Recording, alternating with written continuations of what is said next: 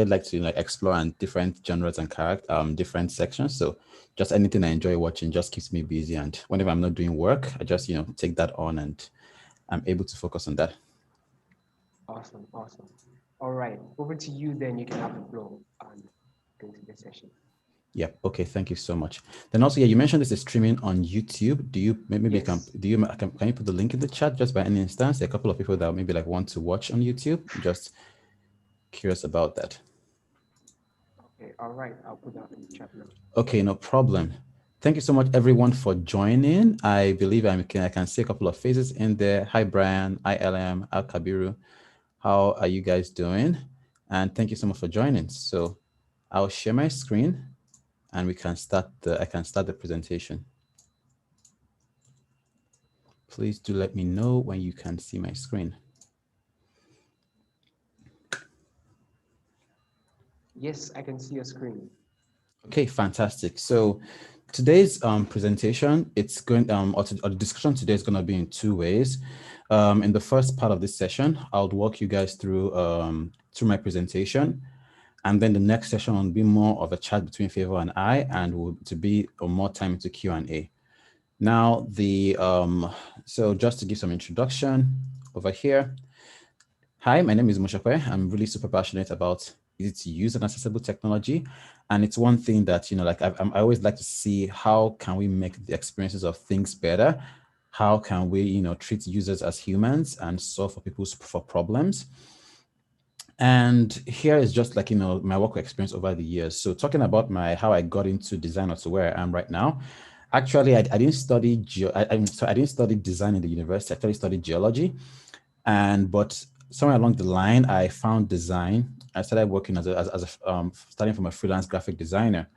Then I had the opportunity for working with two amazing companies in Nigeria as a visual designer, then moving up to a lead designer. One is a company called Konga, an e-commerce company back in Nigeria, and another company is called Andela, a company that pairs software developer talents with companies all around the globe. And currently, I work as a user experience designer at KPMG here in Canada, leading a team of designers and working on enterprise user experience products. So here's a breakdown of the things I want to present. The first thing I want to talk about is positioning yourself as a UX designer. Then this is really super important, how to prepare your portfolio. It's one thing I've seen, in reviewing what you call in hiring of candidates, reviewing of portfolios. I've seen a lot of people don't know the right, they're not presenting themselves in the right way.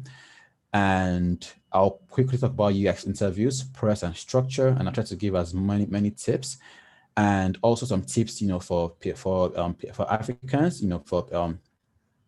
tips for Africans to land UX roles, out of the continent and compete on a global scale. Now, every one of this topic is in their own a very huge masterclass. So I'll be kind of going through high level, but definitely if you have questions, if you have comments, anything you want to ask, please put them in the chat. During the Q&A session, we'll go through that and we'll take them and discuss in a bit. And during the section where we talk about, preparing portfolio, I'll share my portfolio also, and also some of the other portfolios that I've come across. Okay, so just to do some some basic introduction, you're not just someone who creates pretty screens, you're a problem solver. A lot of people when people tell me things like, oh, I personally, I don't like the term UIUX. I prefer user experience designer. And the reason being that the UI component of it is just a part of what we do as user experience designers. What we do is really huge and a whole lot. And I believe on this call, I'm speaking to people that, some people have they already have a background in user experience design. Some people are, coming from scratch, and I'm preparing this presentation in that way that, everyone can kind of follow along. And just to give definition of what user experience design is a process that teams use to create products that provide meaningful and relevant experiences to users. It involves the design of the entire process of acquiring and integrating the product, including aspects of branding, design, usability, and function. user experience design, like there are a lot of things that go into user experience design, and the misconception a lot of people have is, oh, it's just about pretty screens. And some companies, when you join them, they don't really have the in-depth idea of this, and it is our role as designers to let them know that this is what we do. There's a lot of things that go beneath the surface. So I'll first speak about positioning yourself as a user experience designer. And there are a couple of key things, like in doing research and kind of reflecting on some of the things that helped in my career. The first one I want to speak about is education. The second one, which is pretty important, is a portfolio. The third one is work experience. And the fourth is personality. And I'll go into each of this. Now, to give some background about my design journey and how I like fully moved into user experience design, I've been working, like I started my e-commerce job. I worked as a visual designer, UI designer there, dabbling, creating UI designs, doing things from a marketing standpoint, helping with some branding, brand design and all. But as I progressed in my career, I realized that I didn't really understand the end-to-end experience. I definitely could do the design, I could do design thinking, but I wasn't armed with the tools and knowledge that I needed to get me on a particular skill where I really, really understood, like, I could really understand the product roadmap, for example. I could really understand what happens in a product, how to conduct research properly, how to get insights and all. Really pretty important. And right now, like if you're just starting in the field of user experience design and you don't have like an education, I highly recommend that get an education in design. Now, the reason why this is and it's one thing I recommend also to my mentees too, is it's super important because, right now, throughout this presentation, I wouldn't mention anything related to the Figmas and those other designs. For me, those things are like the smaller aspects of the design. But in educating yourself by, either taking courses, reading articles, if you can attend the boot camp, that's very good. But it arms you with the basic knowledge that you need to be successful in what you do. Now, it doesn't guarantee that because you've done these things, automatically you're going to get a job. But when it comes to the times for you, like, when you start working on your case studies, which we'll get to later on, when you start handling UX projects and all that, the knowledge you get here, you're able to apply it, you're able to come up with that thinking mindset, and it's super important. So if you're a designer here on this call, maybe you've been doing design for a very long while, but you've not really like taken like a course, you don't really understand how to, come up with research, how to do product thinking and all. I would totally recommend that you take a particular course to boost your skills and get to that point where you can be really competitive. So there are a couple of courses I recommend. Like if you're not able to afford like a boot camp, Interaction Design Foundation has an amazing beginner course, and they also have other master courses too. There's this course on Udemy that, a senior designer that I know right now. She currently works for a particular company, like a remote company, and she took this course in the beginning of her career, and she really talks about it, and our feedback is really very good. Udacity also has a course for becoming a user experience designer, and Google recently, released their certificate course. So if you're on this call and maybe you've done any of these courses before, maybe you can put in the chat what your experience is like, if you recommend them, or if you know of any other thing that you can basically recommend.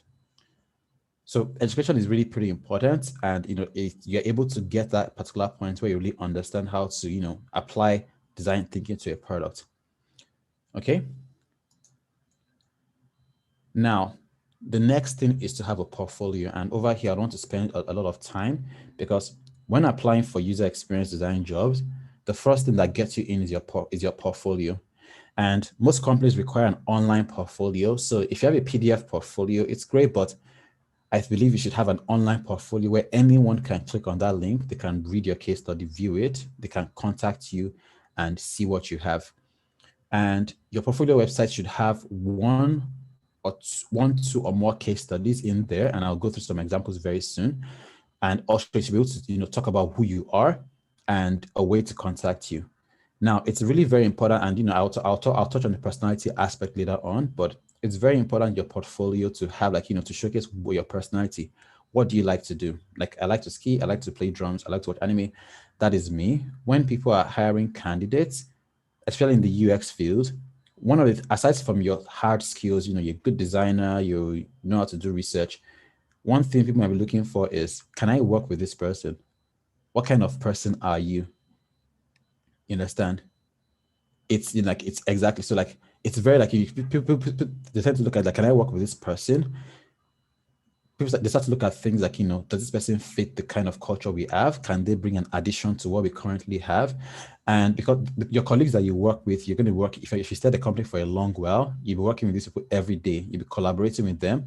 And UX is a particular kind of field whereby there are so many ways to solve a particular answer.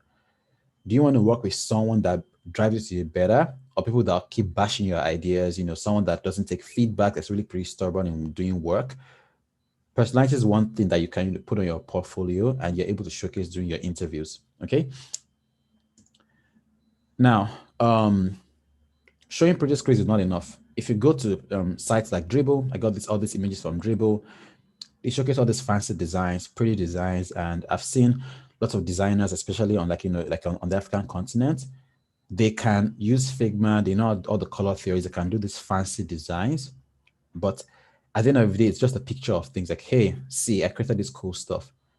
People will clap for you, and that is just it.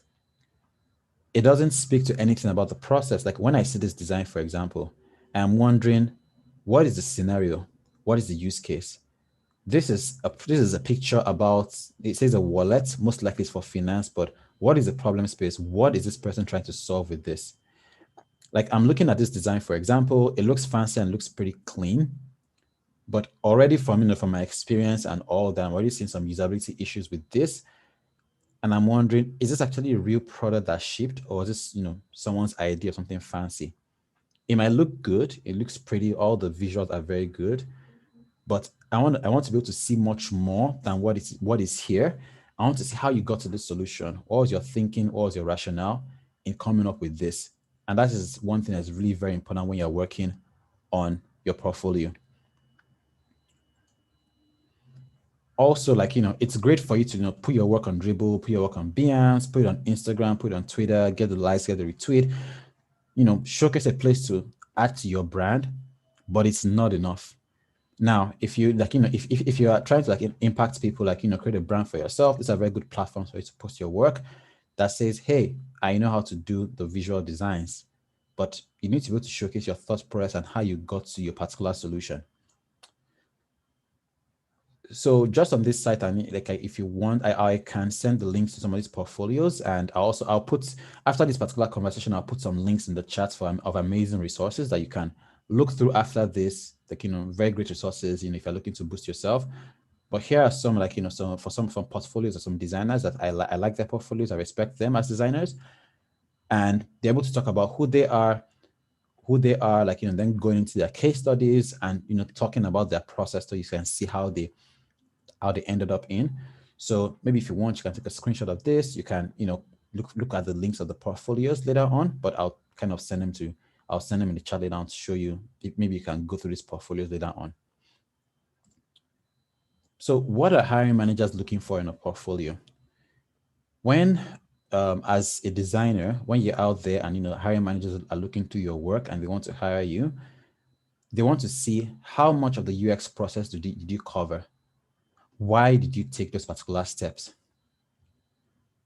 The important thing about and in your portfolio, in your case study, for example, it's important to have the storytelling aspect. It's really, really important to showcase, like, the work that you've done. Do the steps flow from one to the other? Is research being used to inform decision?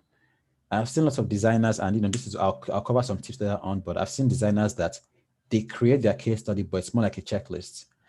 Oh, I did the persona. Oh, I did the wireframes. Oh, I did the research. Just like a checklist. And the reality is, in the process of user experience design, the process is messy. It's not straightforward.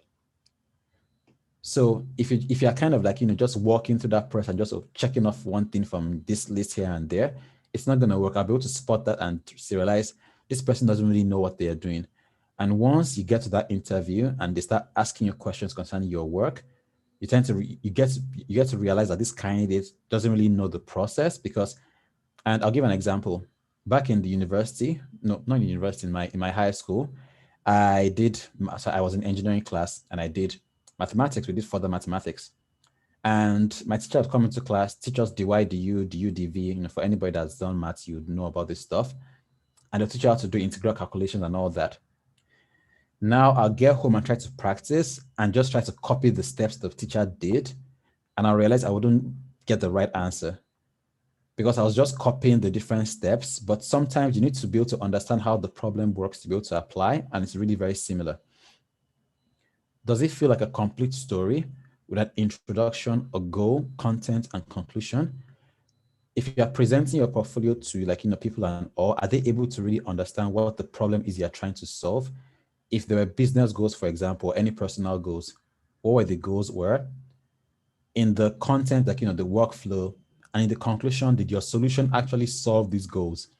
Because like I mentioned earlier, we are problem solvers. So if you design something and it doesn't really solve a problem, have you actually really solved the problem? Did you test it with users, for example, to get feedback? Did you learn something from that process? Did you work with others? Were there real world constraints and problems that you had to deal with? Collaboration is one thing that you're working as a designer, especially if you join a team. And if you have experience working on a team, recruiters want to see, do you have the experience of collaborating with other people and actually doing work? Did you have real world constraints? For example, if you're working with developers, did you run into challenges where someone on the team told you, hey, we can't build this, we don't have the time? Or the business tells you, you know what, we need to ship out this particular thing in 2 months. So, you know, prioritize the features that you need to put in this thing and get it done. Was the product shipped? Are people using it? If it's a if it's a study project, for example, even if it didn't ship, did you actually have people try to use it? You understand? So that's a couple of things that people look out for in the portfolios. And have the content of your portfolio tell a compelling story that shows your process, your research, your visuals, and how you made your design decisions. This is really, really very important. And also, later on in your interviews and all that, being able to communicate and tell this particular story would affect it, because when hiring managers see your portfolio, they ask you questions based on the work you've done. And once you understand how to tell that story, you can easily sell yourself to anyone and just, communicate your thought process to them. Now, for the work experience aspect, there are different ways to get experience while you're working, to add to your portfolio. One might be a personal project. You may have a personal project, something you're passionate about and that you really, really want to solve. That may be a thing.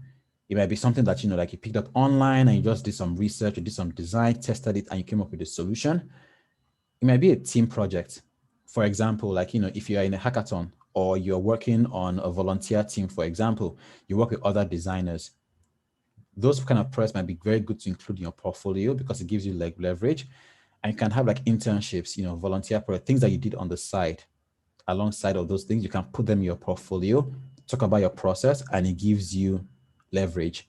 This kind of projects are really very good. And if you're just starting out, if you don't have anything, I recommend either getting a personal project, trying out volunteer opportunities, looking for teams and all that to join. So that way you can actually work on a real concrete project that you can put in your portfolio.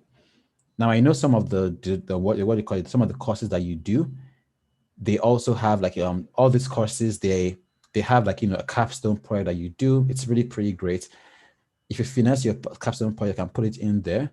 But aside from that, look at other projects too they can add to your portfolio so that your recruiters may see a different flair of the work you can do, from desktop applications to mobile applications to amazing website that you've done, projects that showcase the diversity of your work. And the last one I want to talk about is personality. Like I mentioned earlier, one of the things that most during interviews that people look out for, and that is during your career, is, do I want to really work with this person? It's really very important. Like, can this person come into our team? Will this person be a very great add? Are we able to, confidence? And some of the key three things I'm talking about is confidence, humility, and passion. And I put a particular blurb here, the best designers do tend to be quite passionate about their work. Many designers out there have the innate drive to fight for users so they can have the best experience possible. Having passion, confidence, and humility is a triple threat. And often these personality traits really shine later on in one's career. For example, are you confident about your design decisions? And confidence from design decision comes from doing the research, getting feedback, being able to stand, because when you get hired, you might be in a meeting and then you design something and someone just comes with their own opinion. oh, I don't like the way this, I don't like where this button is. My daughter says she likes it here. And you're confident to say, based on my research, based on my decisions, I can tell you that I've done some A/B tests, I've done contextual testing. This is the best place to put the button that can read into, like, getting the user goals. Having humility, like, even though you might be very good, are you humble enough to take feedback, to receive feedback? You understand? Like, can you take feedback? Are you willing to learn? And passion also. Now, passion, like, sometimes, you might not just have, there are days when you might not just have passion for what you do.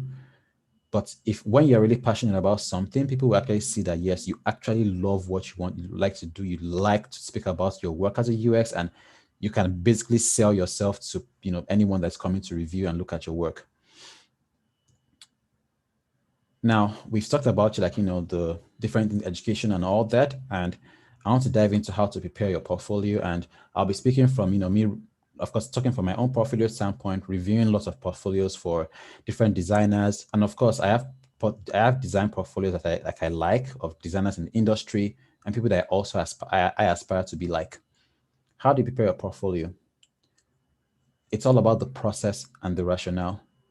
The process is really very important. And even though you might have come up with a very fancy design solution, which is pretty great, your designs, you should, at least the visuals of your design should be good. You should be able to make good decisions. It should be clean and all that.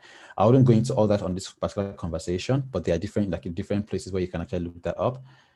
But you need to be able to talk about how you got there, what were the constraints, and why you made those particular decisions. Your portfolio, therefore, it can't be a simple curation of sexy looking deliverables. Recruiters and hiring manager need you to articulate your process and your design decisions. So articulate it in writing, articulate it during the interviews. And a key skill for UX professionals is the ability to communicate. This is really, really very important. So, if you're not confident, speaking and communicating, I believe now is, you can start to practice some of these things to, like, practice speaking to people, practice talking about your work. In any UX role, you found yourself not just doing UX, but explaining it over and over and over again. So during interviews and all, like, people, and even in your writing, people are looking at, can this person actually describe their work? I've been in an interview before where this candidate was really very good. They knew their onions, they had the experience. But when the candidate was presenting their work back to us, we all couldn't really follow. And the reason being that he worked on a particular project that is within it's a very technical realm. And he just kept, putting in buzzwords in there, using terms like, OCP, whatever, different terms. And at the point, I had to kind of pause him to ask him, I'm sorry, what does this mean? Like, I don't really understand what you're talking, like, what all these terms are. Can you explain in more details? And even though his work was good, he couldn't communicate, like, we couldn't really understand what he did. We then spent most of the interview now asking more questions on his presentation, trying to, dig deep. Okay, you said this, what did you mean? You did this, why did you do this, to understand? So if you think as a designer, you just sit down and be doing wireframes all day, I'm sorry, you're going to be communicating, you'll be presenting, you'll be defending your ideas to your team members, to your leads, your CTO, stakeholders, and whoever else, clients, or whoever else you're working with in this particular process. For your portfolio, you should have at least 1 to 2 or more. You can have up to like 3 case studies. I think 4 is a very good number. You shouldn't, like, if you have like 10 case studies, then, excuse me, that's a bit too much. But by the first case, if I read your first and second case studies, I know if you're a good designer or not, just by reading those first 2 case studies. And what is a case study? A case study is the explanation of your work, showing your thoughts process, your storytelling, and how you got to the final solution. And here's just an anatomy of a very good case study. The case study for your project should, talk about like an overview. So you give an overview of what the problem is. You talk about the problem statement, the users and audience. Who did you design for? That's pretty important. And it's a question that, any hiring manager will ask you, who did you design for? What did you do on the project? Especially if it's a group project. Did you do research? Did you do visual design? Or did you just copy and paste the project from somewhere else? God forbid. What was the scope? How long did you do it for? What were the constraints? Were there business constraints? Your clients not have enough funds to, build everything. Did they have a very small dev team that they couldn't build all the features and all those things? Talk about the process and what you did, and then you wrap up with outcomes and lessons. For me, this last part is also very important.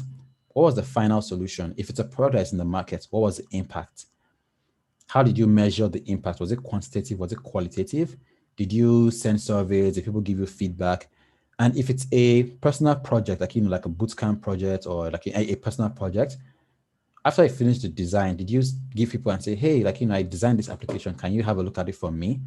Did people tell you, wow, this is actually a very good product. If I had this product, I would love to use it. Those are feedback to their qualitative. You might not have gotten business, dollars, values, and all that, but someone gave you feedback and said, wow, I like your project. I actually feel like if I use this day to day, my life will be better. And what are the lessons you learned? And the lessons aspect is one thing that you find a lot of, and we'll get to that later on. A lot of people, hiring managers will ask this question: what did you learn? At every point, even the most seasoned of designers, they keep learning things every single time. And recently, I was having a discussion with a particular designer. She works at a very big company, and they worked on a product that was used during the US election. And we all know what happened in the US election, the Trump bans, on different whatever. And I told her, what did it feel like to be working on this product that's, like the product could make or sway the elections depending on how you use it? And she was like, it was a good learning point for her because she also she had to let go of her own biases and really design something that was very responsible in a way that you are not promoting either one party, one candidate, or one viewpoint. You're just being neutral and giving the facts. And that's someone that has experience in design. So I got this particular picture from there's an amazing design coach. Her name is Sarah Dudy. She has all this you can check out on YouTube or on different seminars she hosted. And here's a breakdown of how how she structures her case studies. So on the overview, she mentioned a quick summary of the company, the product, an image of the final product is really pretty great. What was the problem statement? Why did this project need to happen? Maybe a client approached you and they wanted to design an application to, avoid the police or maybe to match make dogs or something. What was the goal and the outcome? Then who is the user? For example, through this particular whatever, you go through research, you're able to land on a persona and you say, okay, hey, I'm designing this application for these three personas who would use this application and that would influence my decision. For example, if you are designing an application for older people, once I see that, oh, these people are the older generation, in your design, there are a couple of things I'll be looking at. For example, did you design it in in language that is very easy to understand? Does it match the mental models of the people that are using this particular application?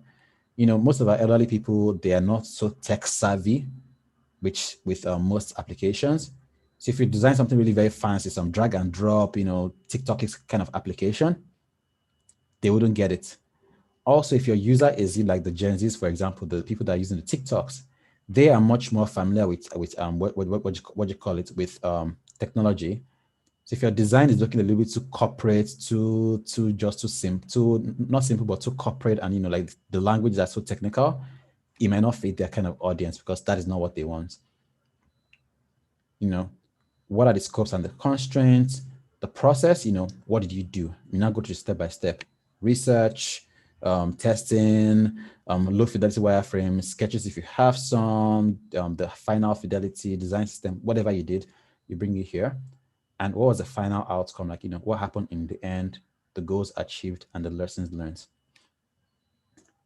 So I'll just quickly make a switch now, and I want to showcase something, so that it's not just all talk. I would walk you guys through my own portfolio and portfolios of other designers that I have seen.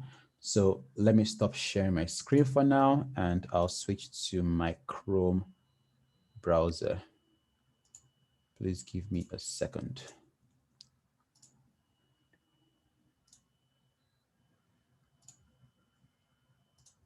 Just give me a second to set this up.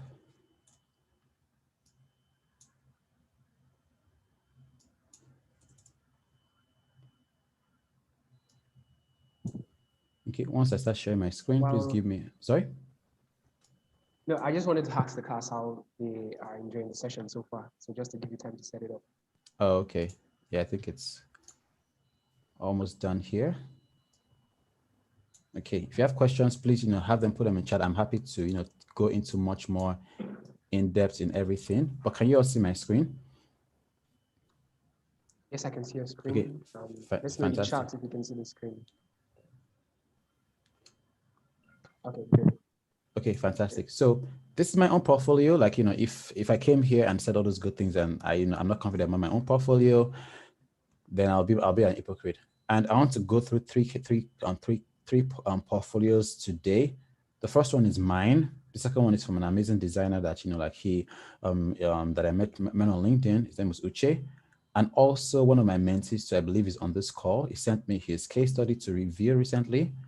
I've not given him feedback yet, but I was really very impressed with, after our discussion and mentoring sessions with what he came up with. So, I hope he, I have the permission to share his work on this particular channel. Okay, so this is my portfolio. Let's close this. And when you come into my portfolio, you see like, a brief introduction of what I do, my experience, what I do. And right off the bat, I jump into my case studies. So I currently only have two. This is confidential. It's locked. It's not open for public viewing. And because I have like, multiple disciplinary experience, I'm also showcasing that, hey, I've done some of these things before in the past. But right off the bat, you can see, who I am I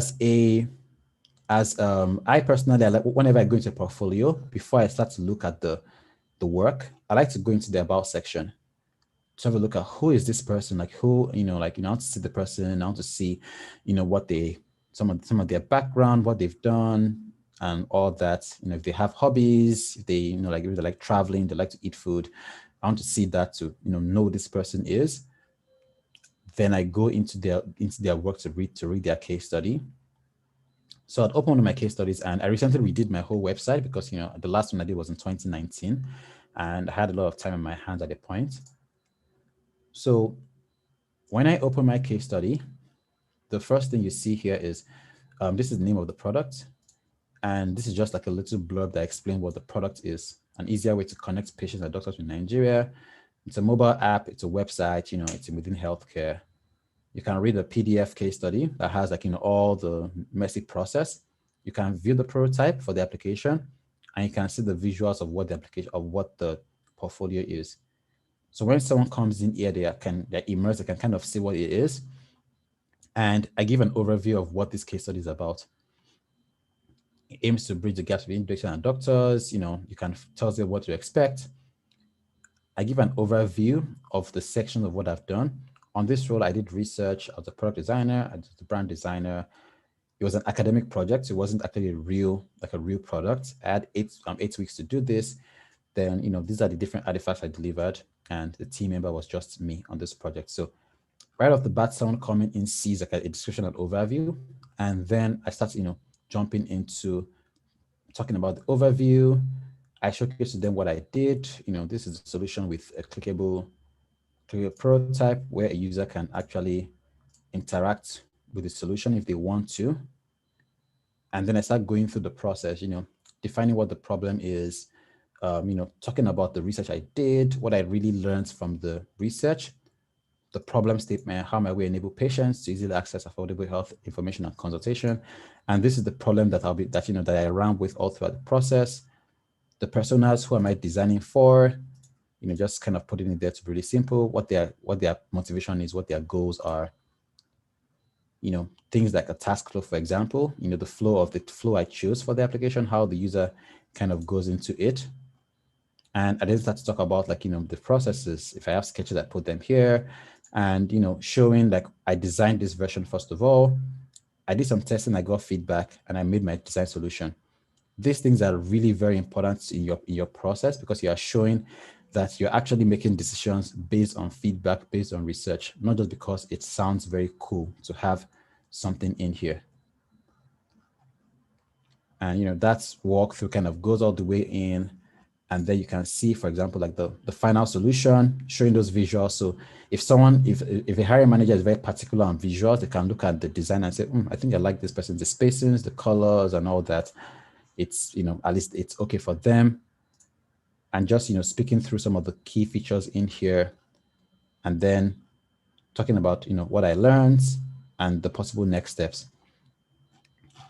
So this is like, an anatomy of the current case study I have. If you want, you can have a look at the in-depth case studies. And also one thing I want to, like, whenever you're coming up with your portfolio case studies or you're presenting your work, at an interview or whatever, the aim should be like, and I'll talk about this in my slides, but how might we get our interviewers, our hiring managers to see our portfolio, understand what we did, and invite us for an interview. So one tip also I give my mentees is when coming up with these case studies, the hiring managers don't have a lot of time to read.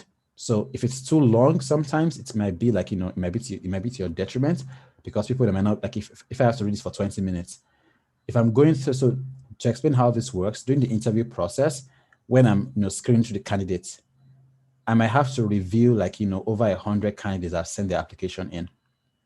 Now, if I spend 20 minutes on each case study, 20 times 100, that's 2,000 minutes, which is, if you divide it by 360 or whatever it is, like how long it's taking to review everything in days. I don't have time.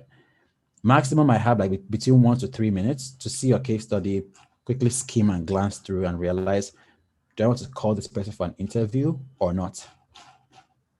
And that's it about it in that sense. Okay.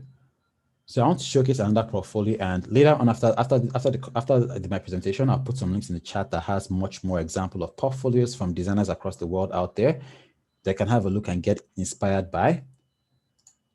And also, so this is Ukechukwu's portfolio. He's currently a product designer at Facebook, and from his portfolio, it gives a quick introduction of who he is. It shows that personality.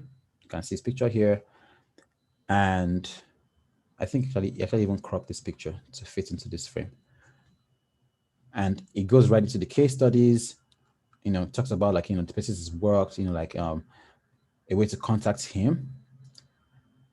And if I open his case study, he even put a video here that explains the case study. When I saw this, I was like, wow, this is really impressive. So instead of reading this, I can watch this for 3 minutes and just clearly know what his case study is about. It saves me the time of spending time reading through this. In 3 minutes, I watch the case study. If I like him, I invite him for an interview.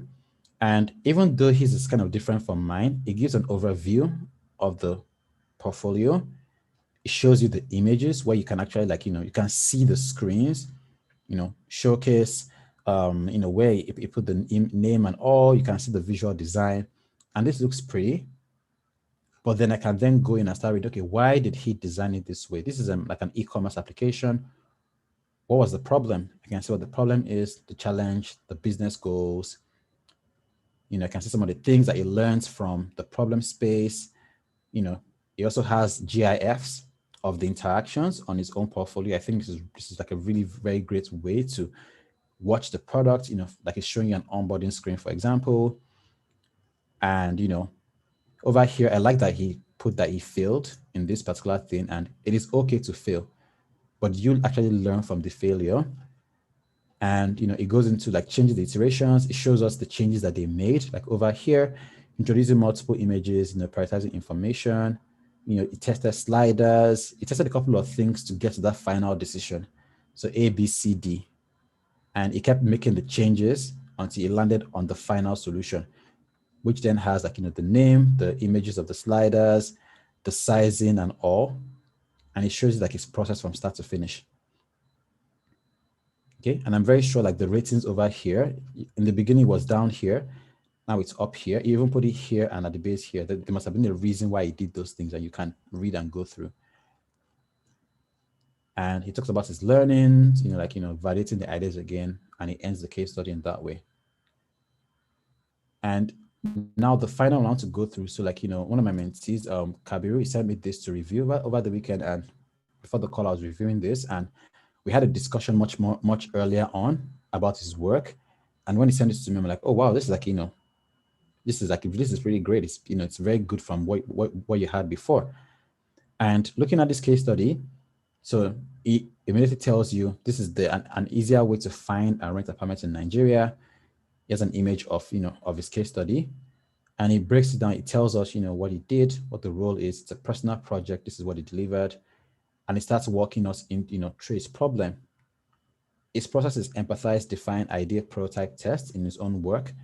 And he then starts to explain, okay, what did I do at, these particular stages, coming up with the surveys, survey results, data from his user interviews, talks about who is designing for the different personas that live within there. And then, comes up with the problem statement, walking us down all, even showing some sketches, his low fidelity screens, what he tested, how he made the design decision, like the kind of changes that he made after testing. And he has screens from his final solution, showing the maps, for example, the listing of the estates and all. And he has this virtual tour thing. Maybe later on I have this going to him to see how this works, to just really, understand that. And in the final screen. So definitely, like, I from my end, I was still giving much more feedback on his work, but it was really impressive to see that he actually did this, based on him taking his program, his courses and all, and able to write this. And, with just fine tuning and all, this is like, it shows from his work that he's really very professional and very thorough in what he has done. Okay. So I'll switch back to my other screen and share that. So like I mentioned earlier, like, avoid treating your case studies as a checklist. It's not just a dump of your work. You're supposed to talk through the process, let us know how you got there, show your iterations. Like if you can show an interactive, like what do you call it? And ignore the spelling, please. An interactive prototype of your work, like a video, whatever, it makes a lot of sense. And really spotlight some of the key learnings and the things that you learned while working on this particular project. So treat your portfolio like a UX challenge. How might we help hiring managers know our thought process, visual skills, and land an interview, which most likely would result into you landing an amazing job offer? Okay, now I'm going to go into the user interview process and structure. And this varies depending on where you're interviewing, the company, but generally they're like 4 different. I forgot to change this over here. Ignore that. The UX interview process can vary from organization to organization, but usually the first phase is a portfolio presentation. So after you've done your portfolio website, someone has said, oh, I like his work. Let me call him for an interview. You are called again to an interview to speak about your work. So you now present again to a broader team, maybe like, designers, engineer, product managers, and all those people. They'll look at your work. Then most companies give you a design challenge. The design challenge might be a take-home assignment, maybe a whiteboard challenge, and I'll go into that briefly. You then have like a background interview, or like either one-on-one interview or interview with the team members, where they'll ask you questions, and you can also ask them questions too. And then, if the team likes you at that particular point, presented with a final offer where they say, hey, we like you, this is the level we're bringing you in for, this is the salary, is everything okay, sign the agreement, and, let's get cool work done. So for a portfolio presentation, it's usually a 1 hour conversation. I've seen portfolio presentations that are shorter, like about 30 minutes.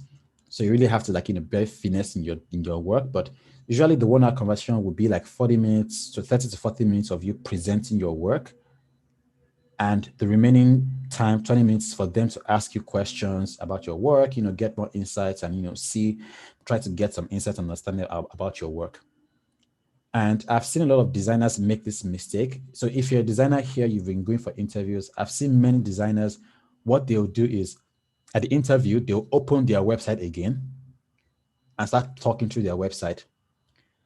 And the reason for me, when I see that kind of thing, it's like a turn off. And the reason being that there are different audiences. So the presentation I'm presenting to you right now, I believe, and you can give me some feedback, I believe it's easy to follow. You can give me feedback if it's not the easiest to follow. But if I am reading off a website for you, the challenge is you are trying to listen to me say something. You are trying to read what is on the screen. You're trying to see so many things. Your brain is just in like a different place. So it's really super hard to follow. So I recommend, create a portfolio deck that is targeted towards your audience, and where you can now go slide by slide. You give cues and you can speak about your work. Like over here right now, at least on this presentation, I have some things here, but I'll talk about a point. I'll speak more about it. That way you can engage the people you're presenting to. And if you mess up and forget anything, nobody will know because you're just telling them the story. So please prepare a portfolio, a deck. I'll put the links in the chats with the resources that you can use to prepare yourself, some videos on YouTube to help you prepare a deck for your work. Super important. And the next thing is a design challenge. So the design challenge is, some companies don't do design challenges, some companies like to interview, but I think it's really pretty great to, I think it's a very good way to assess, like, the thinking of a candidate and how they're able to like come up with their solutions. Now, usually a whiteboard challenge or a take-home challenge, they are two different things. For a whiteboard challenge, and I'm sorry I don't have a lot of points on this, but I'll just quickly explain what if you've never heard of a whiteboard challenge before. Back in the days, before COVID came and made all of us start working from home, the whiteboard challenge will be one whereby you're in a room, you're presented with this whiteboard, and you are then speaking with either another designer or a team of designers, asking them questions. You're presented with a problem space, and you're then asking them questions to really dig into the problem space. And here, a designer can, the interviewers can really assess how you think on the spot. And most times it's not really about, like, so you would have sketches of the final solution and all, which is pretty great. But the important of this exercise is to see how you think. Do you ask the right questions? Do you dig deep to really understand what the problem space is? Are you the kind of person that you have an assumption, like, oh, if they tell you to design an application to chat, for example, and your mind just goes to, you know what, I'm going to design WhatsApp, and you just go straight and just start designing WhatsApp? No, you failed already. Or you don't ask deep questions like, okay, you're giving me a prompt to design an application to chat. What is it? Why do you want to design this? Why is it a problem? You ask questions like, what is the goal? What are the opportunities? What are the metrics? And you understand, okay, what the user needs. That way you're then able to generate, ideas. Let's say, for example, the problem space might be that, okay, you want users to chat. The chat itself, there might be different ideas to solve the chat. It doesn't have to be an application. And that's the one thing about the whiteboard challenge. Some ideas might be like, I want to create a sort of voice interaction feature whereby you speak to, maybe like you speak to your voice device and it does something for you, and it brings something out. There are different ways to solve this problem in that particular sense. Or a way might be like, an existing application. Can I add some integrations in here to maybe like some virtual reality or stuff? They're wild ideas. But as you're having those wild ideas, I'll be looking at it from like a higher standpoint. Did you ask questions on, for example, what the constraints are and all that? So I'll share resources in here that I can use to look at the whiteboard challenge. There are like, different ways to go about their practices. If we had a lot of time, it's been good to do like a live whiteboarding challenge and show you how it's done. I don't know if we'll have time, but that might be pretty interesting. For the take-home challenge, it's different from a whiteboard challenge because the whiteboard challenge is on the spot. You have like an hour to do this whole thing and it doesn't have to be perfect. But for the take-home, they might give you a time period, but they're expecting something much more polished.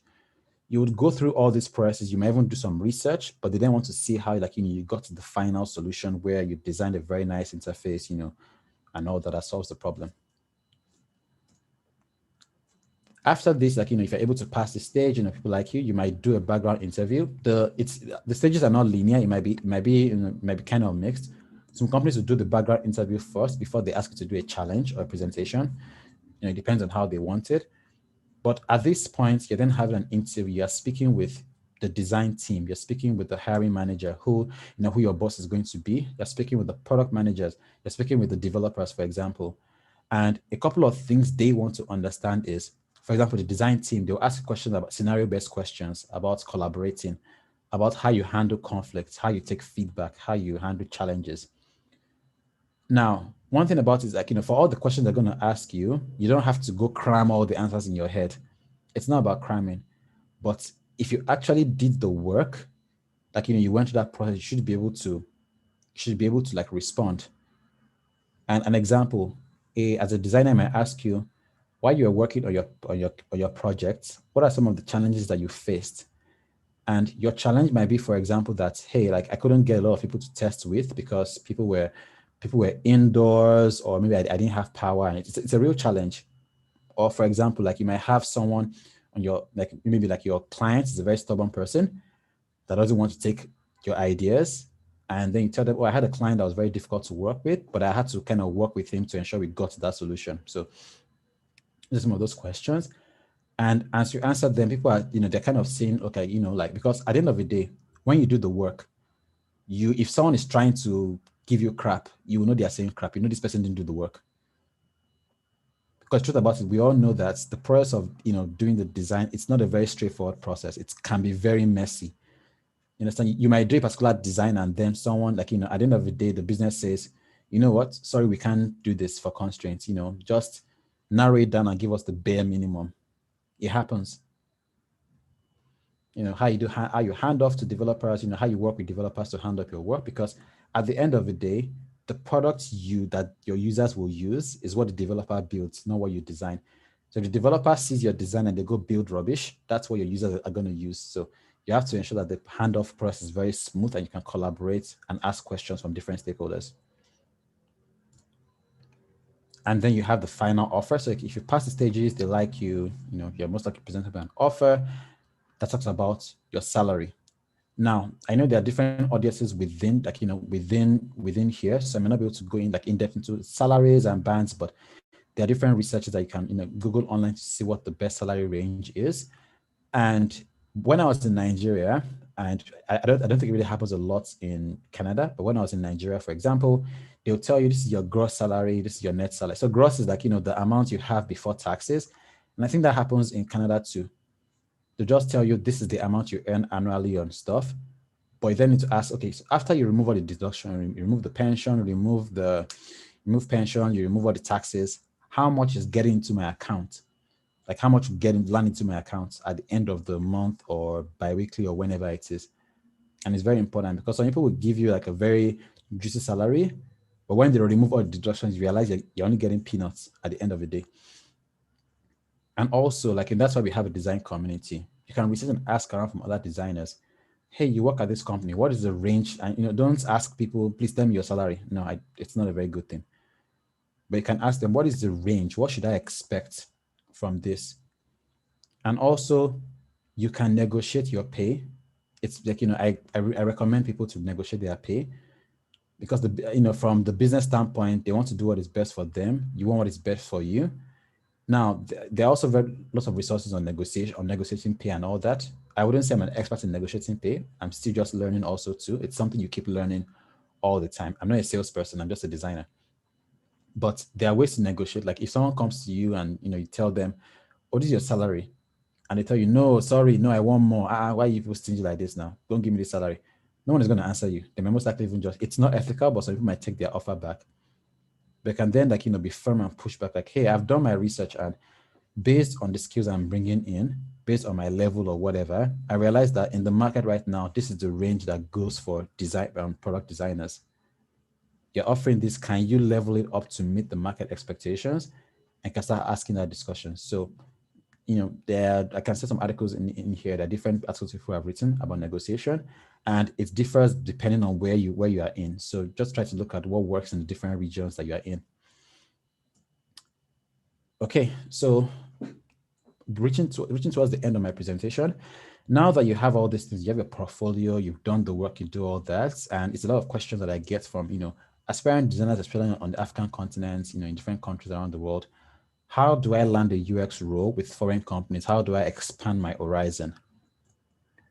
And one thing I want you to know is the global field is super competitive. It is really very competitive. You're competing with a lot of amazing designers across the globe. So even within Canada, for example, you're competing with a lot of amazing designers. Now, if you're coming from outside of, North America or outside, outside Europe or any other place, you're competing with the best of the best from those places.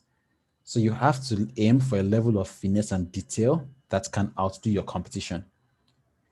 That's really very important. If you want to beat the crowd over there, people have to look at your work and say, are you sure? Like, are you sure? Like, and it, I don't think it's the best thing, but people ask you, "Wait, are you sure you're Nigerian? Like, you've actually," and I got this particular, thing when I did a particular boot camp back then, and I felt it was kind of rude, but it was what the people asking me, wow, like, did you design this application for here or back in Nigeria? And I'm like, wait, people in Nigeria don't climb bananas and live under trees. These people know what they are doing, but it spoke to the quality of the work that was being delivered.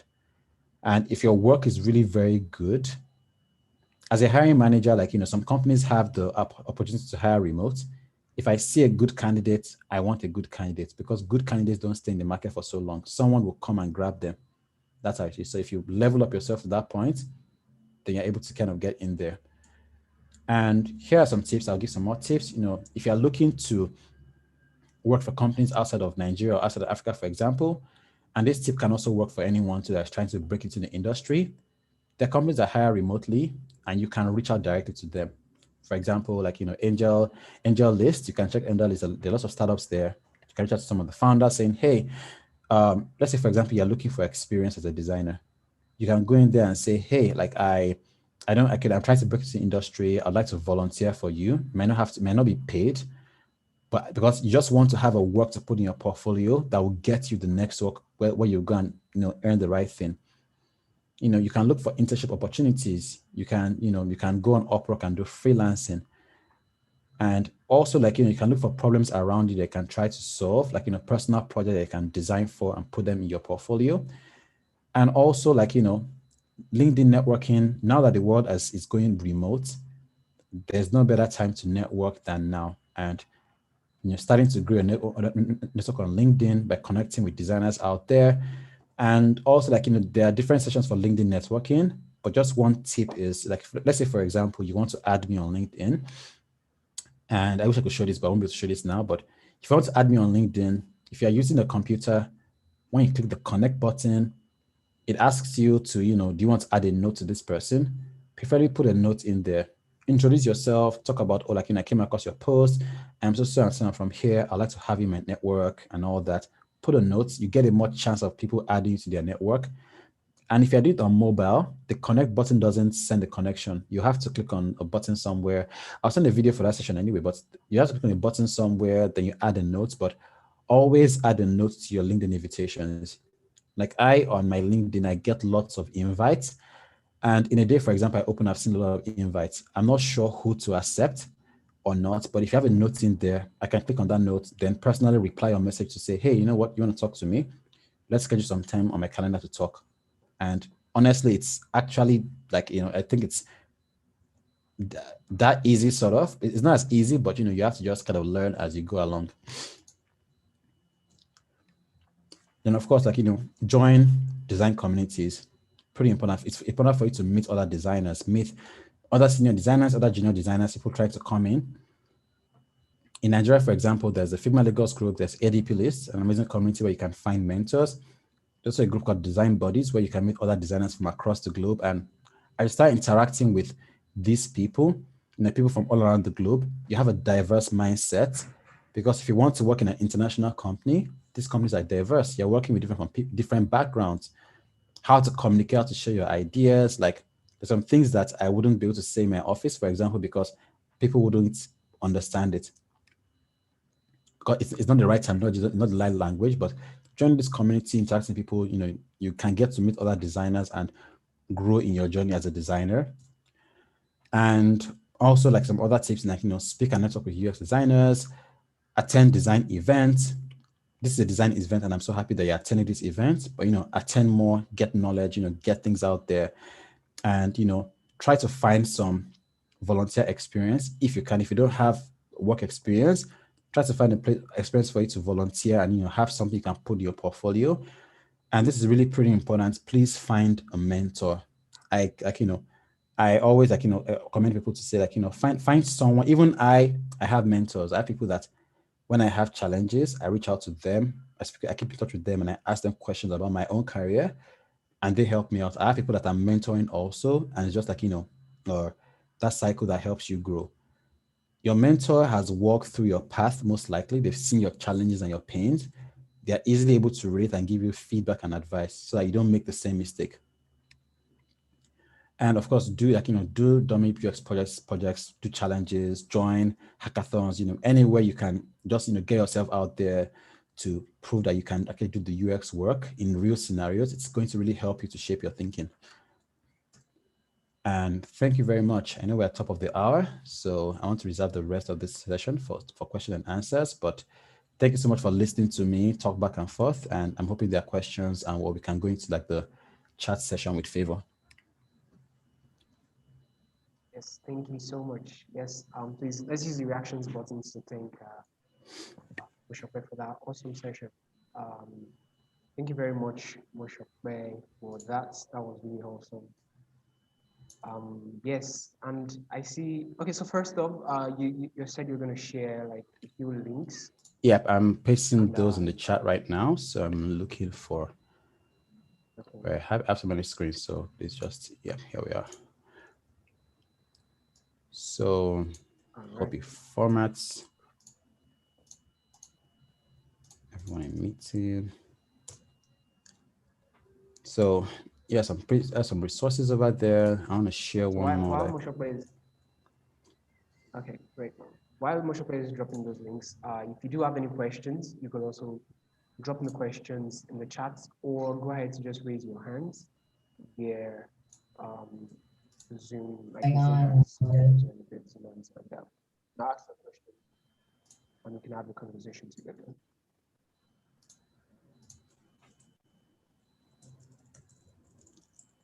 Okay, Kabirat has a question. Okay. Yeah. She says, on what platform can one have one's portfolio? I know Notion, but couldn't find my way around it after watching a YouTube video. Okay, that's a very good. The question is really about platforms to create a portfolio. Yeah. That's a very good question. So I've seen designers use Notion. Notion can be a little bit, to start off might be a little bit hard, but once you get the hang of it, it's really very simple to use. Notion is one of them. And, for Notion, I think it's very you can just create a portfolio and share a link out there, and you don't have to spend so much money on that. I've seen designers use they've used UX folios. That's pretty great. I've seen people use Webflow. Webflow is pretty great. If you know how to build a WordPress website, you can use WordPress. You can install an add-on called Semplice if you're able to afford it into your site. And I can say Damola mentioned that you can use Behance.net. You can use Behance, but the issue I find with Behance is most times you'll have to design the case study, then cut it and put it as images on the website. Now, while that would work, if you're just viewing the the Behance aspect, if I want to read your case studies, I might have to either zoom into your picture, and once it starts zooming into images, it starts to get blurry. Or if I'm on the road, for example, and I'm just reviewing your case studies on a mobile device, I can't read it because it's not responsive. So I would highly recommend if you can use a site where the text do respond. If you're not able to, I've seen people put some of their case studies, they write and put it on a Medium article. Sometimes that works also if you're able to afford a full-blown website. But I think UX Folio is one. I don't have an experience using it. I've seen people use it before, and I don't know, I don't know if there's a pricing and whatever for it, but it has some basic templates that you can use to just at least get started in your case study. So I'd recommend all those ones. Just put that link there. All right. Okay. Thank you very much. Kabira is giving the feedback. All right. Yeah. Hello. Did I get the pronunciation of your name? Hi, yes, that was right. My name's Elham. Hi, Mosope. Thank you so much for your work. Hey, thank you so much for your wonderful presentation. I learned a lot, and I'm so thankful for that. I actually have a couple of questions. First of all, how likely would the employers review our portfolio on a, let's say, tablet or mobile device? Okay. And I'll say the second one as well, so that you can take your time for answering. The second one is also how much time is usually the standard for presenting our portfolio during the interview? Thank you. Okay, thank you very much.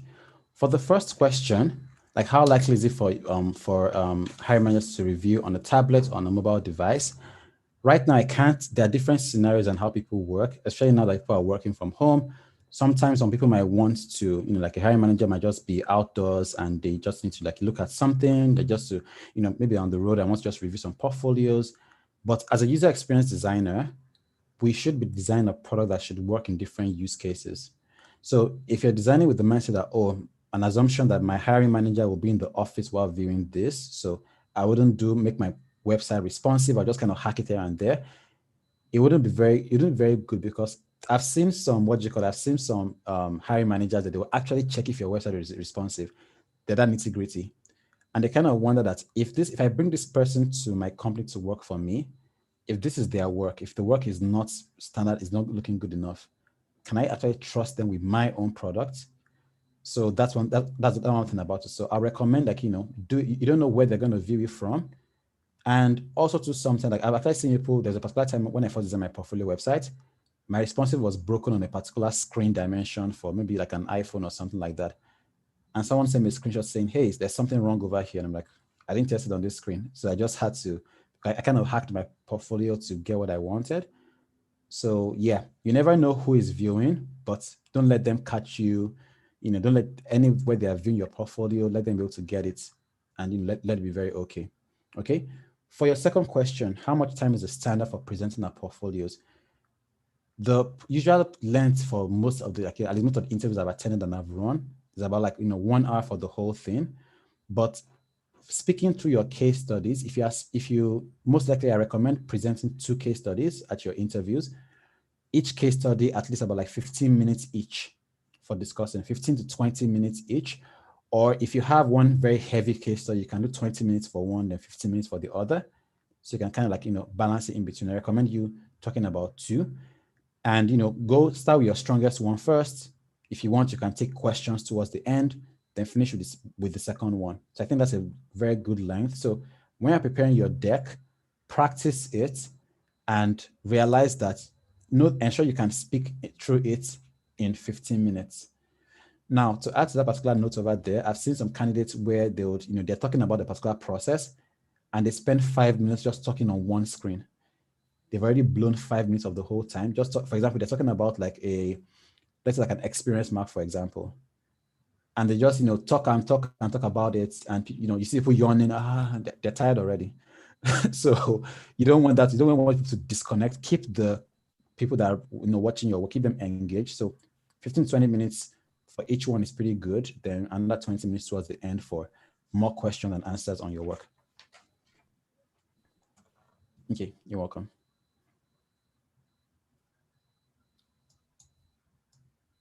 Right. Thank you very much. Do let us know if that's okay by you. Yeah, Elham, I think she give a thumbs up. That's okay. Okay, great. Thank you very much. All right.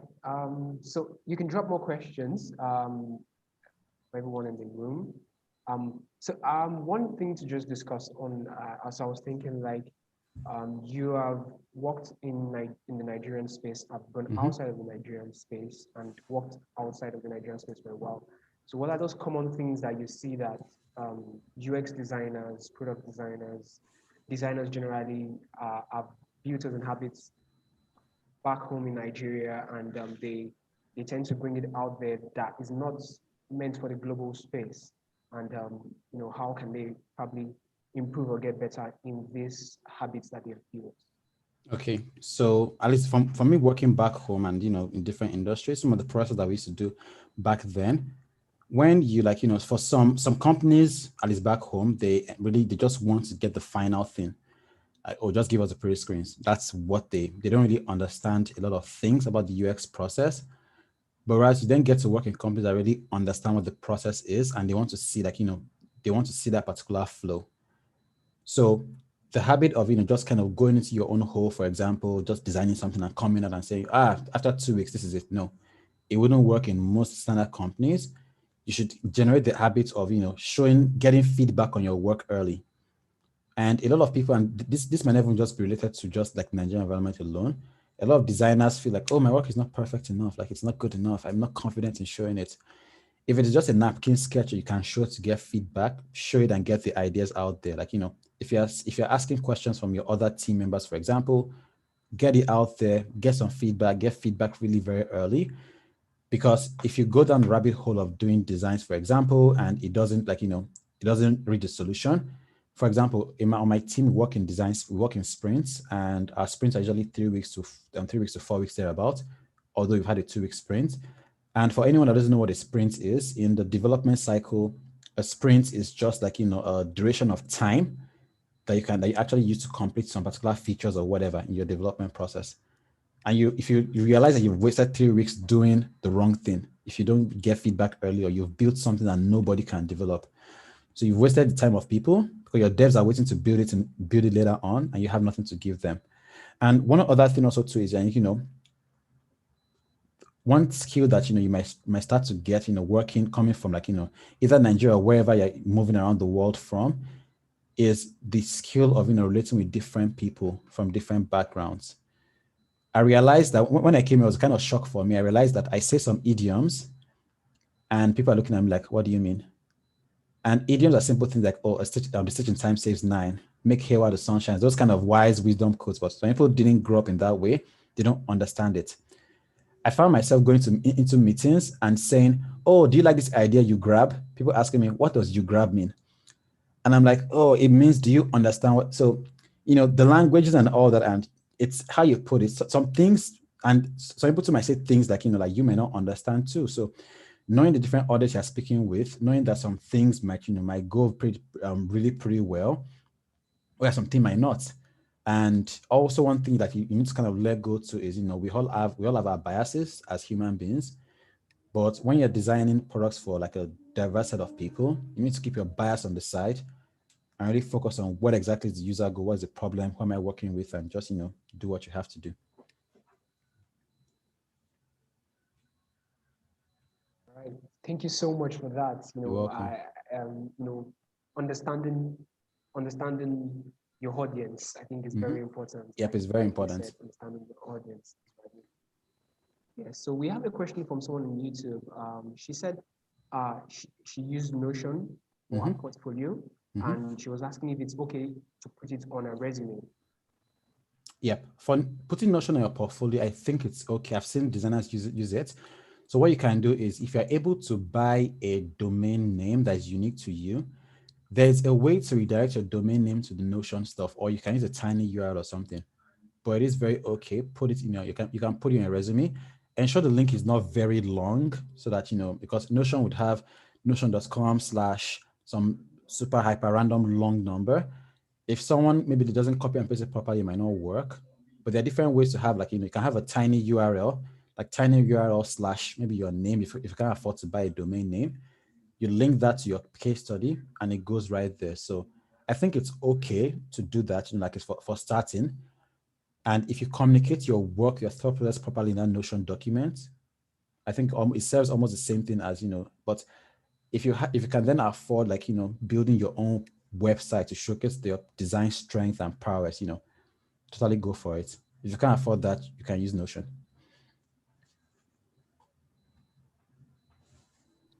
Yeah, thank you very much. Thank you very much for that. So we also have a question from Damilola. She was asking, please, can you suggest an internship program to join? Now I know you're not in, but just generally, probably internships you remember or. Oh, okay. So I believe Damilola is in Nigeria, right? She's in Nigeria. So like from the internship program, I might not have a lot of like insights on this. I know someone mentioned the hotel.ng internship. I've had some people that have gone through that program before, and it's really very good. I was speaking with a particular design community. I think they're called Student Build, but I'm not sure how, like, the whatever work, but I know they try to pair designers with, companies to do internship. There's some global companies, like over here in Canada, Shopify has internship that they release all the time. It's really super competitive and hard to get into, but that is one kind of internship. But sometimes, too, what I recommend is, if you can't find an internship program, there are ways you can create an internship for yourself. Like if you know any of the startups, try to find who the founder is or the design, whatever is, or maybe on LinkedIn or somewhere, connect with them and tell them, you know what, I'm open, like, can I either make like an internship or a volunteer role that, is it possible I can join you guys and do some work? I mean, just give me like 3 months to do something. I'm able to learn. I was speaking to one of my mentees yesterday, and she said she had 2 internships, and she read out cold. I mean, like, she sent cold emails to the, to the CEO of the startup saying, hey, I'd like to do something. And, they allowed her to do some work. And based on what she did, she has now used that experience to land a full-time role right now. Like, just use what you have to get what you want. So I may not know internship programs like, around there, but these are some of the ways I've seen that it's being done. I hope that has been answered in the chat. Thank you so much. Thank you so much Yeah. for that. I think people have also mentioned a few internship programs as well. So, okay, I think Kabira has a question as well. Hello, Kabira. Oh, hi. Hi. Thank you for this session. It's very insightful. My question is, are there challenges for someone who is delving into to land a job, who is delving into UIUX, from a computer science related field generally? Are there challenges out there? Like, is it easy to get a job or internship if you say, okay, I've learned this on my own without any certification or something? Maybe Okay. probably due to financial constraints, you can't afford some certification, but you've done, let's say, 2 or 3 personal projects, and you've kind of shown it around to some people, and they said you did a little bit well, but you just need improvement. Are there constraints and challenges as regards that? Thank you. Yeah, that's a fantastic question. And like I mentioned at the beginning of the call, I studied geology, so I didn't do like, any of those stuff, even that this is like, some certificate programs. But at the end of the day, in the field of UX, it's not about the certificate. So I've seen people that do master's degree in UX, they kind of come and, start from under. But the core thing is, like, when I look at your case study and your narrative, are you able to show the depth of your work in your case study? Most people, like, sometimes some people, like, when people send resumes, I look at their work experience. I most likely wouldn't check, oh, did they go to school here? Did they go to school there? And the truth about it is, from your standpoint, as a designer, always own your story. Do not be ashamed to say, hey, I studied fashion design, but now I'm pivoting into user experience design. Or I've seen people that someone studied accounting and now she's into user experience design. Someone was as an actress, doing stage plays and all that, and now she's user experience design. There are always so many skills that you can transfer and bring into UX. And it's not only about the research, the hard skills. For example, communicating, telling your story. If you're someone that you've worked in sales before, and you can bring those skills into UX because you know how to sell your ideas, communicate and all that, that is one thing. But what you then now need to now really focus on is, if you've not gone in a certificate program and all, you need to review that, the depth of your work. Do I have, is my research, for example, is this solid enough to understand the process? For my visual skills, are my visual skills good? Is my reasoning making sense? And what you can kind of do to, circumvent that is, like you mentioned, you've shown your work around, but, get people that are working already in UX field to look at your work and say, hi, like, I don't have any background or education in design. Can you look at my case study? Can you look at my work? Is it on par? I've shared some links to like different portfolio websites, read the work of other designers out there. Does the work I have, does it communicate a whole lot? Get feedback on that and iterate. And of course, like, there are lots of podcasts out there, there are articles out there that you can read, there are books you can read to really understand about UX. Knowledge, we're in a generation where knowledge really, really abounds. So just kind of fine-tune that answer. Your background is not going to be a hindrance. Most times, most people just be like, I've seen some people that don't even have college degrees and they're already in UX, they're doing fine. The main thing I want to see is, can you do the work? If you can do the work, all the other things is just like, you get a degree, not a big deal, but can you actually do the work? That's the important thing, at least from my standpoint. Does that answer your question, Gabriel?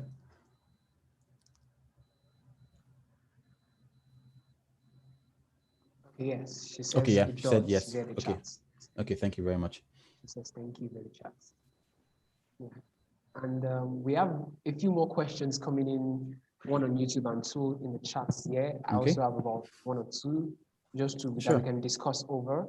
Okay. So I'd like to take this one from Emmanuel. Emmanuel is asking, any tip to keep your interviewers engaged while you walk through your case studies? Like, how do you tell your story in an interesting way? Okay, fantastic. So how do you tell a story in an interesting way? And when I think about, like, whenever I write my own stories or case studies, I think about a movie. So, like, I'm a diehard Lord of the Rings fan. I've watched 1 to 3 back to back many times, and the storytelling is really very cool. They start from somewhere, they take you to that journey, and then you have the final battle of fights, and they're victorious, and everybody's happy. And the same thing that happens during, like, your presentation. So, like, I answered to Elma's question, Elham's question earlier on. If you have like 15 minutes to talk about your case study, one thing to create an engaging story starts from, so there is either in portfolio presentations or at interviews, there's a particular framework I kind of use to answer questions. It's called the STAR framework. So it's called the STAR framework, which is situation, task, action, result. You can Google it if you like, if you want to, but what is the situation? What is the problem? That situation. What is the task? What do you have to do? What did you do? What were the results? If you're able to speak through that, then like you're able to tell that story. Also, in your presentation, when you're designing your presentation deck, always ensure that you don't have a power word in that sense. Like, don't cram it with too much words. It becomes so hard to read.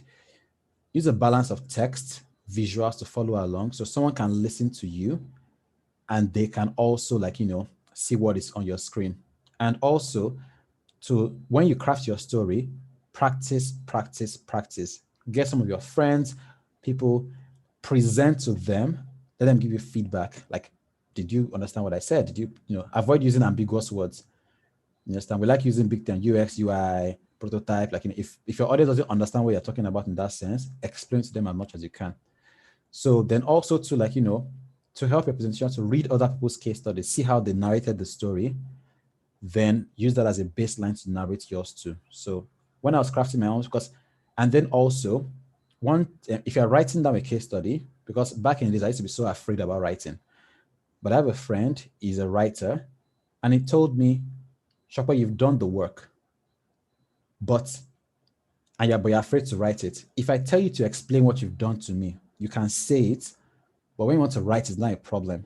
So just imagine when you're writing it, imagine you are telling somebody, and just write it in that way. So those are at least that's one thing that helps me in preparing my own case study, so that it's really very interesting and engaging.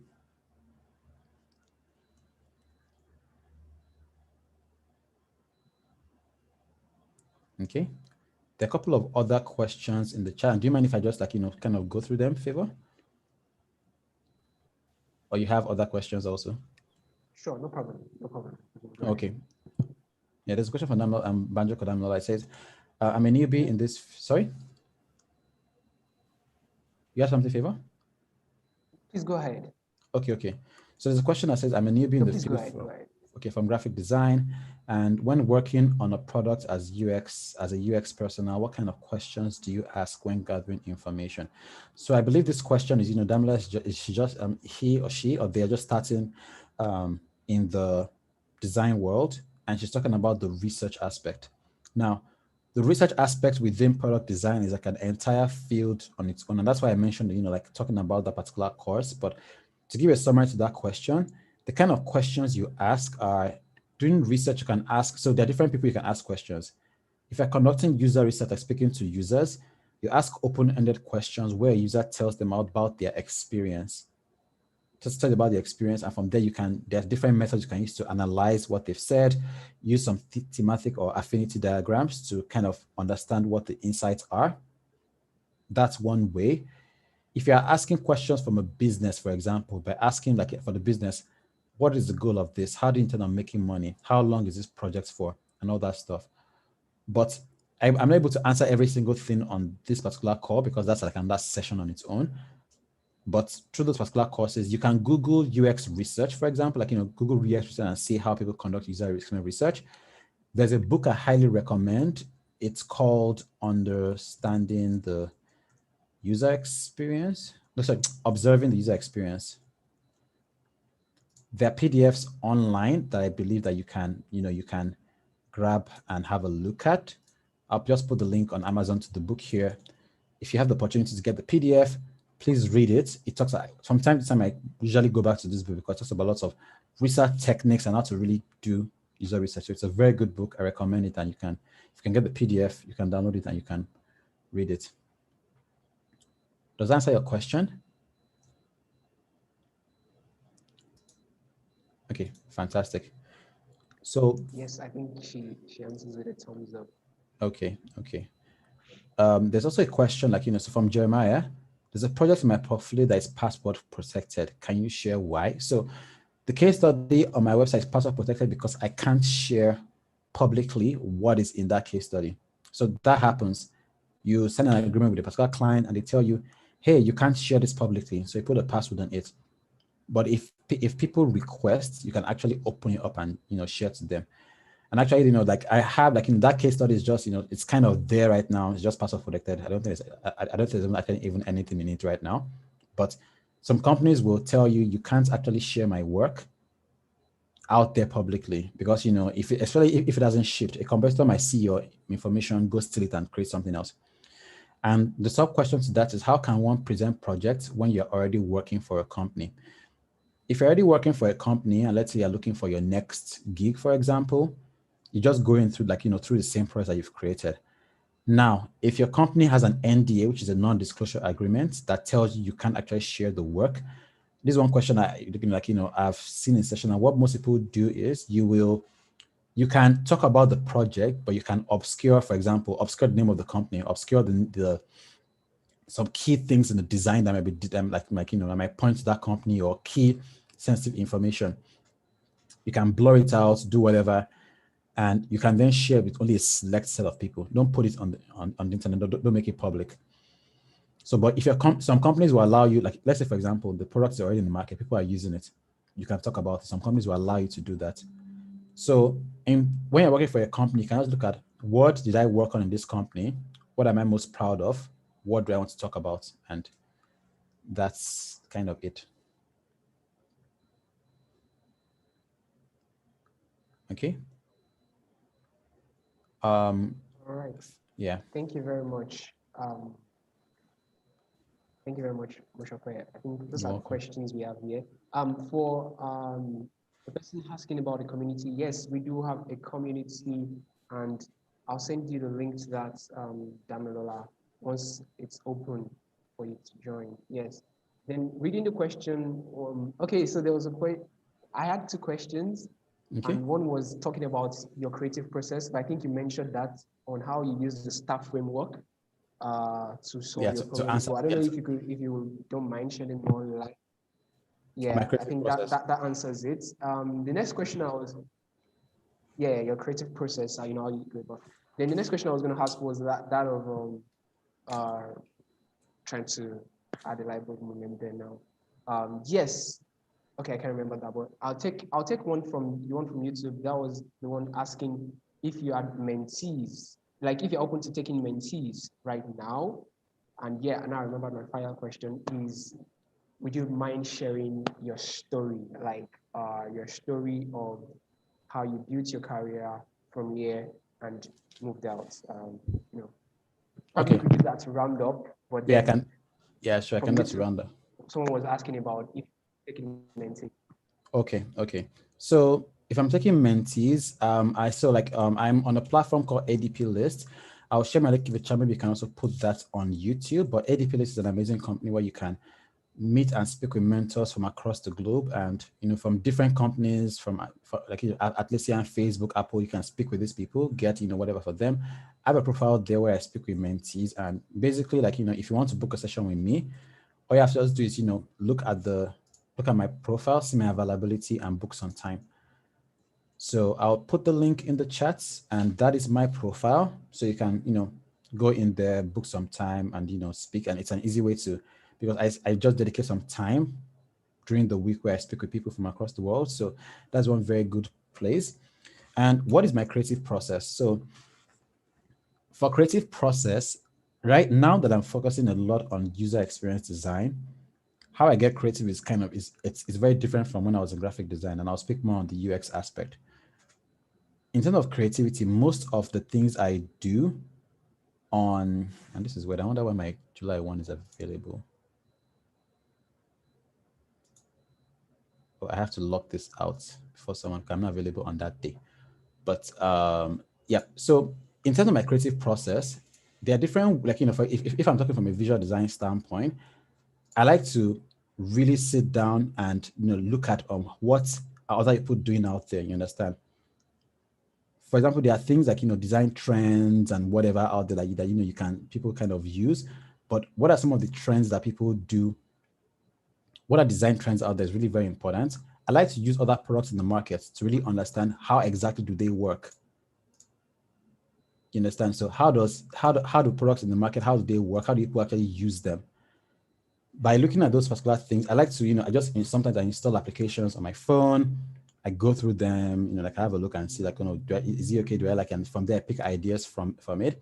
And the more you start to see good design, start to see good interactions, you read case studies about other products, it kind of shapes your mind so that when you have a problem to solve and you then get to the ideation phase, you really understand how to pull design patterns, for example, how to, like let's say, for example, you want to design a form field. How do people design form fields? You've seen it from products. And to get inspiration on those things, a couple of sites I use. I'm going to share that link also too in the chat. One of them is called Screen Lane. If I'm looking for ideas on real websites that not dribble and stuff, real websites that have been built. And another one is called Mobbin.design. This is for mobile inspiration. You can see different applications across the globe. You can start getting inspiration from there. So that is part of my creative process. And I know I want to wrap up with sharing my story, but there's still some other questions in the chat. Do I take that favor?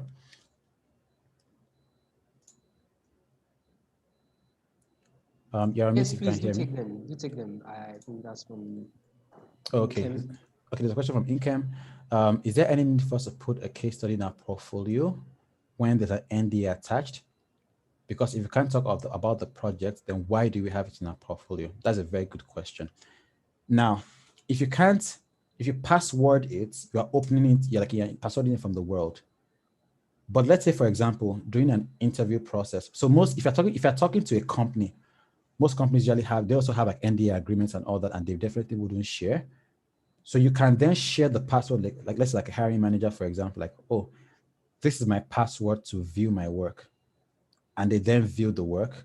And the good thing about it is that if you want, you can change the password and lock everybody out so nobody can see it again. But it's not open because when your portfolio is out there to the world, you don't know who is viewing it. But if you share your password with a particular person, if that thing leaks, then you know where the leak is coming from. And like I mentioned, your NDA, you can obscure information, you can, do whatever and stuff in there. It's a question of usually I also ask for mentees to like how people working, because you see people working for complex application, they move from company to company. How do you people share your work since it's not out there? So that's one of the reasons why, you can put it there, but you don't open it up to the world. I've seen people that actually lock their whole portfolio website. They locked it completely. Like you can't even see anything. But of course, those kind of people, maybe they're working in a big company with a huge company. They have some leverage and they lock the whole thing so nobody can see it. So that's one of the reasons why. I hope that answered the question, okay?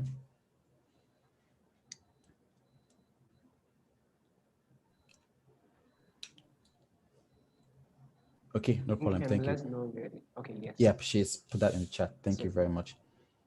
And also, I think the final thing you wanted to ask me was for me to share my story on how, how I started from where I am to where I am now. Okay, so like I mentioned earlier on, I studied geology in university.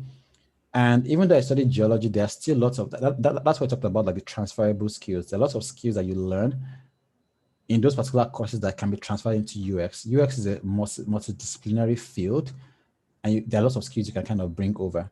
So I studied geology, and when I was in university, I realized that I liked graphic design. started people doing cool designs, and I just started to learn design. And it was just back then we would copy tutorials on, there wasn't, YouTube was a thing, but it wasn't really so huge back then. Was it even YouTube back then? I can't remember. But we used to copy tutorials on flash drives, just hard drive, just share around, try to do stuff, you download the videos, put them in there, you watch them. And I started to learn. And later on, I had capacity to work, work in the field of visual design, like a full-time job. And in my job, that's when I was exposed to doing UI design, creating interfaces for, microsites and, websites within applications, landing pages, some like mobile sites and thereabouts. But I then got to a point where I realized that what I'm doing is someone has done some work and they just give me like, hey, we've done this, this is what you should design it, make it look great, make it responsive, send it out. But I wasn't solving any problem. I wasn't really going in depth. So along the line, I sat down and I started to do my own research, kind of find a way. Along the line, I did a particular Udacity course on front-end development, so I can do some coding. It's not compulsory you learn how to code, but if you know about it, it really helps for you in your thinking when you are working with developers, and I had to hand off to them. After doing that, and along the line, when I wanted to relocate from Nigeria, I moved from Nigeria to Canada, as a permanent resident using the express entry process. So I moved to Canada. But when I got here, I realized that with the skills I currently have, I need to compete on a very global scale, and I need to arm myself with a lot of knowledge. So when I came in here, I did the boot camp at a boot camp called Brain Station. And I met amazing people there. I learned a whole lot about the process. And this then solidified, all the previous experiences I had, it solidified my thinking in that particular role. And I could then finally really understand, okay, this is the reason why we do this. This is the reason why people do things this way. This is how to do research, this is how to speak with people. And from there, armed with that knowledge, I was then able to now come up with my own solid projects where I'm doing things from end to end. And now I currently work at KPMG where I'm designing enterprise products, and the journey has been pretty amazing. So that has been my own journey from start to finish. And right now I'm still learning, I'm still growing, and I'm still improving. I'm looking for different ways to grow my own career too, because if you don't grow, you're going to die out. That's the thing. If you look at companies like BlackBerry and Nokia and all those other companies, most of them are dead now because they refuse to improve. So you keep learning every day. That's the way the world is. So in summary, that's just my story. Thank you so much for sharing that. I think one of the most important things I take out of the story, and I think everyone also should take out, is the fact that you're always learning, and at every point in time, when you were in Nigeria, you said collecting hard drives, sharing videos on hard drives. That was you were learning. When you went to Canada, you joined the boot camp. That's learning, and I think that's very important.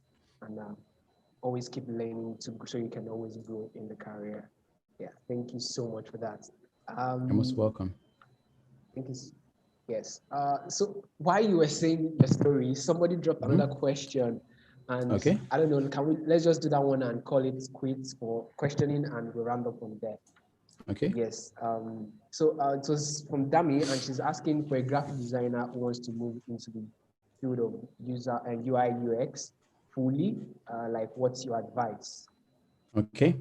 For you as a graphic designer, you have a little bit of leverage, and the sense that you understand visuals, you understand visual design, you know how to use color typography and all that stuff. If you want to move into UX full time, I highly recommend, it's an investment, but I would totally recommend you taking a particular course out there to learn, in an instructor. It might be any of the online courses, any of the other courses, or even if there's anyone in around you that you can attend. And I'm speaking from my particular experience, because back in the days, I could easily just freestyle and learn. But when you're able to ramp up faster, when you have a particular structure you are following. Now, if you just do things here and there, you just, focus on, understand what the process, first of all. Picking up Figma, designing those pretty screens, it's great, it's interesting, but if you can't explain how you got there, then it doesn't make any sense. Really understand the process, kind of really understand the process to go for. And okay, yeah, there's the question can I refer a good course to learn? Earlier in my presentation, I talked about some courses. There's the Interaction Design Foundation that has a very entry-level course to user experience design. It's a very good one. Google has a certificate course. I don't know how good it is, but you can read some review. You might have to Google these things. I don't have the link specifically right now, so please. I think how you can help is maybe just share the link to your slides so everyone can just. If that's okay by you. Oh yeah, the slides are actually I use Figma to do it, and right now it might be very weird. I'll just put a picture in here, and you might have to do some research in there to Google them out. So yeah, I don't have all the links in here, but if you go to the Interaction Design Foundation, you see those courses. Yep, exactly over there. So that is, I'll just mention the names, so please just take them down and you're able to go and look for that. Now I have no idea where I saved this thing. Just give me 1 second. I think Inkem has dropped it in the chat, the Google certificate course. Oh, okay, yeah, thank you so much. Yeah. All right, thank you. So yes, are you done with answering the question?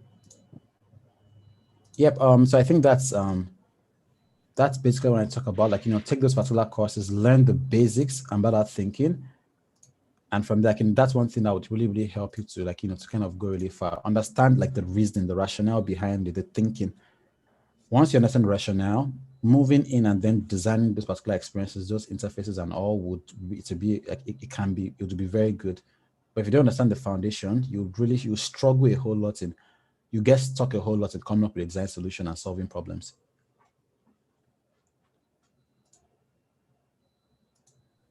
Thank you very much. Thank you so much, Mosope, for that. It's been an awesome session. We've spent about 1 hour 45 minutes on the call now. And at this point, I just want us to all thank Mosope once again for his time. It's been quite an interesting time. I hope you've learned as much as I have learned from this session. Yeah, so please let's just go ahead and thank Mosope in the chat box. Yes, you can thank him and use the reactions button to show some love. And yes, really, really thank you so much for this, Mosope. Yes. Thank you so much for listening to me, everyone, and for your time. Yes. All right.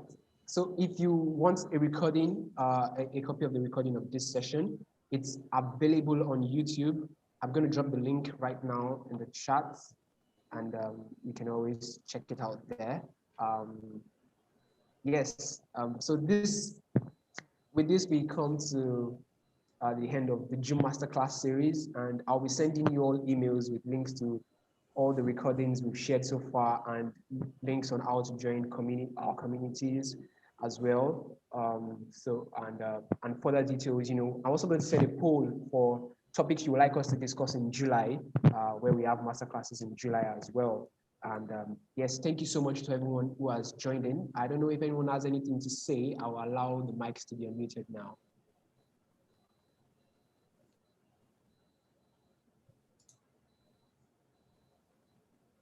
Yes, and the thank yous are coming in from YouTube as well. Oh, okay.